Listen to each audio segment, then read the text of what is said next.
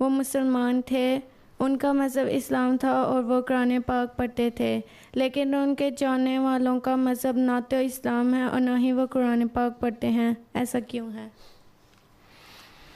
वो हिंदू से मुसलमान हुए थे।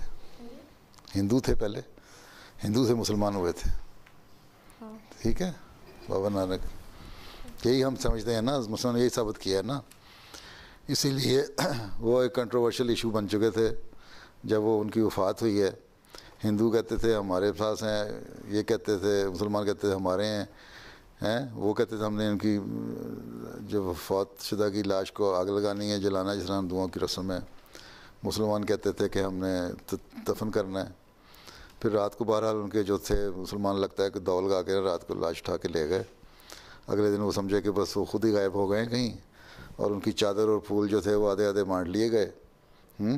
हिंदुओं ने कहा हम इसको आग लगा देते हैं, उन्होंने कहा हम इसको दफना देते हैं, ताकि वो, इसलिए अब तक बाबा नानक की कब्र का पता नहीं लगता। ठीक है, लेकिन उनके मानने वाले जो बात के थे वो कुछ इन्फ्लुएंस में हिंदुओं के आ गए, तो वो एक बीच का मज़हब उन्होंने इख्तियार कर लिया जो सिख कहलाते हैं।